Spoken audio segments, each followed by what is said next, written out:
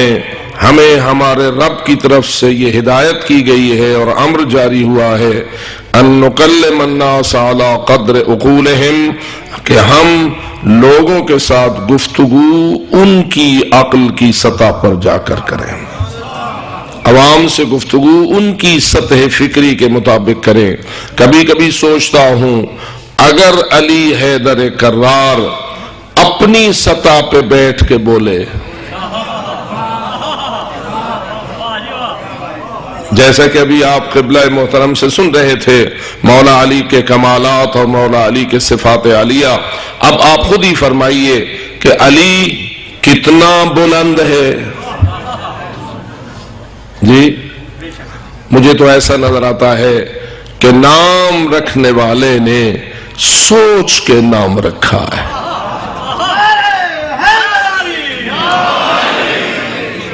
علی کا نام کس نے تجویز کیا؟ ویسے تو ہر گھر میں جو بچہ پیدا ہوتا ہے عموماً اس کے والد یا اس کی والدہ یا گھر والے ہی اس کے نام کو تجویز کرتے ہیں۔ مجھے نہیں سمجھ آتی اپنے گھر کے مولود کا نام، اللہ کے گھر کے مولود کا نام بھی کس نے تجویز کیا؟ اللہ نے تجویز کیا۔ اب میں آپ سے پوچھتا ہوں اللہ کب سے علی کو جانتا ہے؟ کیا جب کعبہ میں علی کی ولادت ہوئی اس وقت سے اللہ علی کو جانتا ہے یا اس سے پہلے؟ اگر اس حدیث کے اوپر ہم غور کریں کہ رسول اکرم صلی اللہ علیہ وآلہ وسلم نے ارشاد فرمایا اول ما خلق اللہ نوری، سب سے پہلی تخلیق میرا نور ہے۔ اللہم اللہ نے سب سے پہلے میرے نور کو خلق فرمایا۔ ایک حدیث سے دوسری حدیث اس کے ساتھ ساتھ یہ بھی موجود ہے کہ تکلم بکلمۃ فخلق منها روحا وتکلم بکلمۃ فخلق منها نورا فمزج النور بالروح فخلق منه محمدا وعليا وفاطمة والحسن والحسین۔ ان اسماء مبارکہ پر ویسے بھی حکم ہے کہ جب کبھی حضور اکرم کا اسم گرامی تمہارے کانوں سے ٹکرائے تو کنجوس نہ بننا، بخیل نہ بننا۔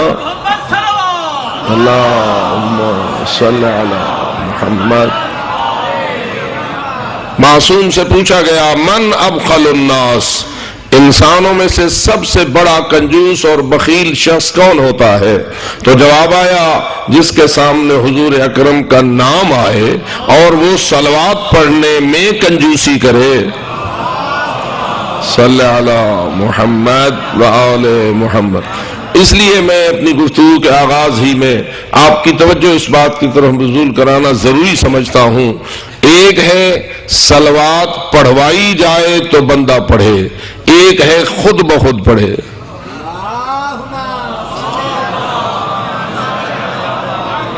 مثلا میں کہوں بآواز بلند صلوات، مثلا جعفری صاحب کہیں بلند ترین صلوات، کوئی اور برادر کہے بلند ترین صلوات، وہ تو اس نے کہا تو آپ نے پڑھی۔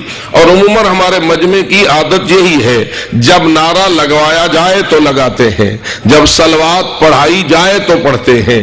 لیکن رسول اکرم کے بارے میں معصوم کا یہ جملہ ہم سے کیا تقاضا کرتا ہے کہ جب کبھی آپ کو کہا جائے صلوات پڑھو تو پڑھو، یا آپ کے سامنے نام آئے تو پڑھو۔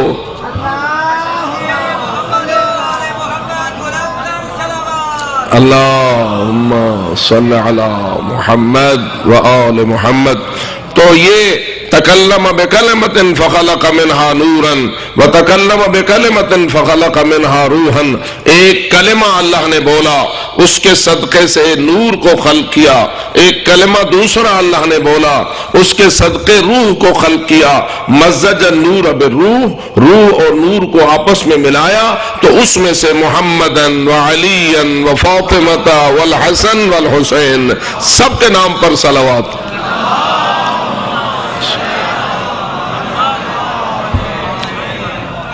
ان انوار مقدسہ کو اللہ نے سب سے پہلے خلق فرمایا، سب سے پہلے خلق فرمایا، سب سے پہلے خلق فرمایا، یعنی جب آغاز تخلیق کیا پہلے تو وہ منظر تھا کہ کون اللہ ولم یکن معہ شیء، اللہ تھا اور اس کے ساتھ کوئی چیز۔ اللہ کب سے ہے جی؟ اللہ کب سے ہے؟ حضرت آپ نے عقائد کو دہرانا اس مجلس میں آپ کے لیے مفید بھی ہے اور باعث خیر و برکت بھی ہے، اور یہ مجالس ہوتی اسی لیے ہیں کہ اللہ تھا اس کے ساتھ کچھ نہ تھا، پس اللہ کب سے ہے؟ ہمیشہ کب سے ہے؟ ذرا ہمیشہ پیچھے کی طرف دیکھ رہے ہیں نا، ہم پچھلے ہمیشہ کی طرف دیکھ رہے ہیں، ذرا پچھلے ہمیشہ کو اپنے دل کی آنکھوں سے دیکھیے اور اپنے قلب کی وسعتوں سے سوچیے اور اپنے ذہن کے وجود کو لے جائیے، اور جتنی بھی اللہ نے آپ کو دور تک اندر سے دیکھنے کی صلاحیت بخشی ہے، ایک ہے باہر سے دیکھنا اور ایک ہے اندر سے دیکھنا۔ کیا خیال ہے، باہر سے دیکھنے کی قدرت آپ کی زیادہ ہے یا اندر سے دیکھنے کی قدرت زیادہ ہے؟ یہ بات قابل غور ہے۔ حضرت امیر المومنین علی ابن ابی طالب علیہ السلام سے کسی سائل نے سوال کیا، کیا آپ نے اپنے اس رب کو دیکھا ہے جس کی عبادت کرتے ہو؟ کیا آپ نے اپنے اس رب کو دیکھا ہے جس کی عبادت کرتے ہو؟ تو جواب آیا، انی لا اعبد ربا لم ارہ، میں ایسے رب کی عبادت نہیں کرتا جسے میں نے دیکھا نہ ہو۔ میں ایسے رب کی عبادت نہیں کرتا جسے میں نے دیکھا نہ ہو۔ اب چونکہ کچھ سادہ ذہن بھی ہوتے ہیں، انہوں نے شاید یہ سمجھا ہو کہ علی ولی کی ان آنکھوں نے رب کو دیکھ لیا ہے، اور تو کسی کی آنکھیں رب کو دیکھنے میں کامیاب نہیں ہوئی، لیکن علی حیدر کرار کی آنکھوں نے رب کو دیکھ لیا ہے۔ تو علی مولا نے فوراً مسئلے کو سنبھالا اور ساتھ یہ کہا، ہاں میں نے دیکھا تو ہے اس رب کو جس کی میں عبادت کرتا ہوں، لیکن ان آنکھوں کے ساتھ نہیں دیکھا، ان آنکھوں کے ساتھ دیکھا ہے۔ اور ان آنکھوں سے دیکھنے کو ایمان کہتے ہیں، اندر کی آنکھوں سے دیکھنے کو ایمان کہتے ہیں۔ اب جس کی اندر کی آنکھوں میں نور موجود ہے وہ ان پہ صلوات بھیجے جن کے صدقے یہ نور حاصل ہوا ہے۔ صلی اللہ علیہ وسلم۔ اسی لیے انسان کی جو فکری صلاحیت ہے اور فکری آنکھیں ہیں، ان سے دیکھنا بہت دور تک ہے، بہت دور تک ہے۔ تیری یہ آنکھیں اتنی دور تک نہیں دیکھ سکتی جتنا تیری اندر کی آنکھیں دور تک دیکھ سکتی ہیں۔ وجود خارج بہت محدود ہے، وجود ذہنی بہت دور تک سوچتا ہے اور اس میں بہت دور تک وہ فکر کر سکتا ہے۔ لیکن آئیے ذرا اپنے رب کے بارے میں سوچئے اور اندر کی آنکھوں سے دیکھ کر مجھے بتائیے کہ وہ جو ہمیشہ سے ہے وہ ہمیشہ کب سے ہے؟ نتیجہ یہ ہوگا کہ آپ یہ کہنے پہ مجبور ہو جائیں گے، میں سوچ سوچ کے تھک گیا، میں اندر کی آنکھوں سے دیکھ دیکھ کے تھک گیا، لیکن مجھے نہ پتا چلا کہ وہ ابتدا کہاں سے ہے، اس لیے کہ جس کی ابتدا ہو وہ سب کچھ ہو سکتا ہے، علی کا رب نہیں ہو سکتا۔ اور یہ فرمائیے، علی کا رب اور ہمارا رب ایک ہے یا دو ہیں؟ جی پھر سوچ لو، پھر سوچ لو، رب ایک ہے یا دو ہیں؟ کہیں ایسا تو نہیں علی کا رب کوئی اور ہے، ہمارا رب کوئی اور ہے، محمد و آل محمد کا رب کوئی اور ہے، اور محمد و آل محمد کے ماننے والوں کا رب کوئی اور ہے؟ یہ رب کثیر ہے یا رب وحدہ لا شریک ہے؟ وحدہ لا شریک ہے۔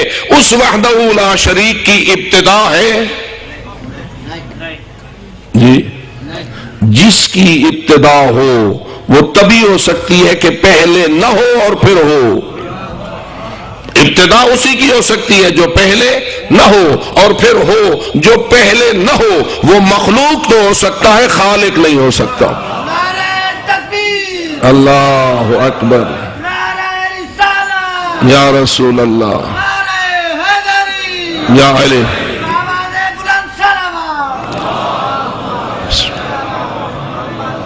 بس نتیجہ یہ نکلا، تو اگر پچھلے ہمیشہ کے بارے میں سوچنے کی کوشش کرے، تیرا ذہن جواب دے سکتا ہے، تیری فکر تھک سکتی ہے، تیری ساری توانائیاں ختم ہو سکتی ہیں، لیکن تو اس پچھلے ہمیشہ کے آغاز کو نہیں پا سکتا. کیوں؟ ہو تو پائے.